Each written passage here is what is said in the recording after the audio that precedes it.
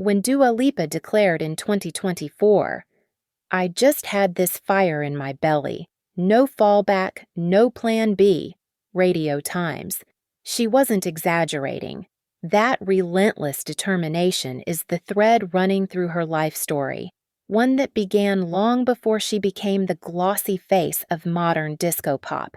Behind the Grammy wins, festival headlining slots, and global hits like Levitating lies a life shaped by migration, cultural displacement, heartbreak, and the sharp edges of fame.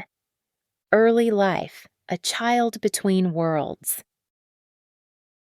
Born on August 22, 1995 in London, Dua Lipa arrived with both history and hope written into her name. Dua means love in Albanian, not a stage name as skeptics often assume. Her parents, Anesa and Dukagjin Lipa, had fled war-torn Kosovo in 1992, part of a wave of refugees seeking safety in the UK. For the young Lipa, childhood was a balancing act. Albanian at home, British at school, always a little of both and never fully either. That duality sharpened when her family moved back to Kosovo when she was 11.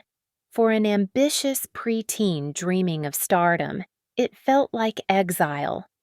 "I've been a new girl all my life," she told an audience at the Hay Festival in 2023, BBC. Opportunities in Pristina were slim. London was where the dream lived. At 15, she convinced her parents to let her move back to the city, alone.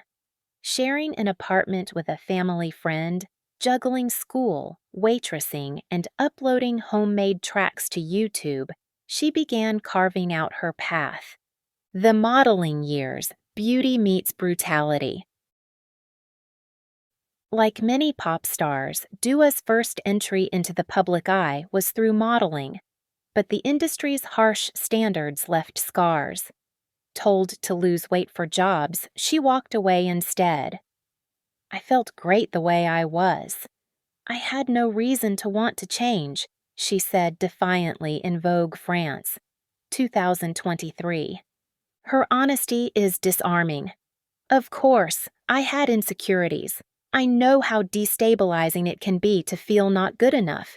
But that refusal to shrink herself, literally and figuratively, foreshadowed the confidence she would later bring to her music." Love and lessons. Dua's romantic life has fascinated tabloids, but for her, the lessons were deeply personal. Her first major relationship was painful. "I guess I was with someone who had a very different idea of fidelity than I had," she admitted at Hay Festival, 2023. Many believe she was referring to chef Isaac Carew, with whom she had an on-and-off relationship between 2015 and 2019. In hindsight, she admits she stayed too long. On Tom Power's podcast, 2024, she reflected, "I stayed way longer than I should have because I felt like that was the way things were supposed to be. Now I just won't stand for that, not even for a second." Today, engaged to actor Callum Turner, the sting of those early heartbreaks seems to have given way to hard-earned wisdom. The fight for respect in pop. Despite her chart success, Lipa has had to battle the perception that serious music excludes glossy dance pop. "If you're not sitting at a piano or an acoustic guitar, people will always feel like it's manufactured," she told Glamour, 2017. Her response was to double down. With 10 Grammy nominations and 3 wins, she's proven that euphoric, synth-driven pop can carry both artistic weight and cultural impact. Yet the imposter syndrome lingers. "Some people will see it and some people won't at all, and that's also okay." Viral mockery and the meme that nearly broke her. In 2018, a stiff dance routine to New Rules went viral, sparking the infamous meme. "I love her lack of energy. Go girl, give us nothing." For years, the ridicule haunted her. "It gave me anxiety and made me feel like I wasn't good enough," she admitted to Attitude, 2020. Ironically, that low point preceded her high. Just months later, she won her first Grammy. By 2024, with her confident "Don't Start Now" performances, she had flipped the narrative. "I went back, did that performance, and everyone was like, 'Oh, we were wrong.'" Social media, mental health, and control. Few stars embody Gen Z pop culture as much as Dua Lipa, yet social media nearly crushed her. "It was messing with my confidence," she confessed to British Vogue, 2021. The solution? She handed over her accounts to her team, insulating herself from the toxic immediacy of online hate while still maintaining her connection with fans. Legal battles and public criticism. Success brings lawsuits.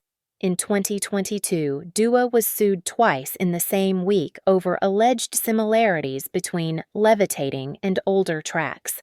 One case was dismissed quickly, the other dragged on for 3 years before being thrown out. She emerged victorious, but the shadow of being labeled a copycat followed her longer than the lawsuits themselves.